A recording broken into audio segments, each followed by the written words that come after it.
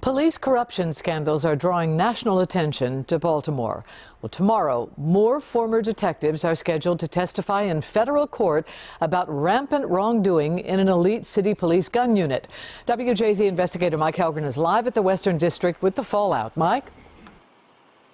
Denise, we just reported on an officer indicted for evidence tampering, and the testimony of a detective in the disbanded gun trace task force reads like it's straight out of the movie, with crimes including stealing cash and drugs here at the Western District Station before the detective's arrest last year.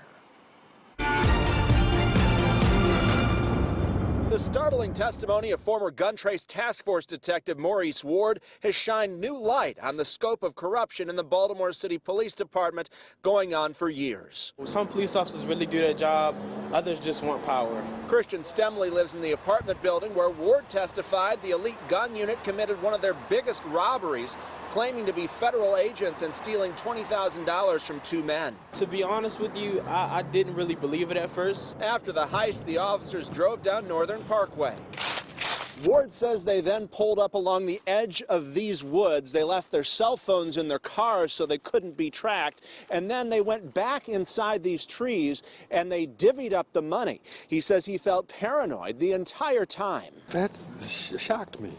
Knocked me down, I'm telling you. It makes me feel insecure knowing that even the police were down there doing illegal things, and I live right here. According to Ward's testimony, members of the unit would listen to calls their victims made from jail, in one case even trying to break up a victim's marriage so he wouldn't go after them.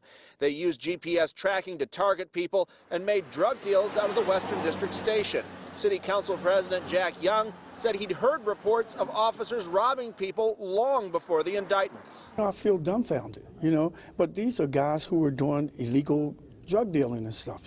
How can you trust that? Young also said, I wouldn't say the department is entirely dysfunctional, but we might have some dysfunctional officers still there. Now, those detectives who are testifying in this case have already pleaded guilty. They're hoping for reduced sentences, and they remain incarcerated. Live at the Western District Station, Mike Helgren, WJZ. All right, thank you, Mike. Former detectives Daniel Herschel and Marcus Taylor have pleaded not guilty to federal robbery, extortion, and firearms charges. Their trial resumes in the morning.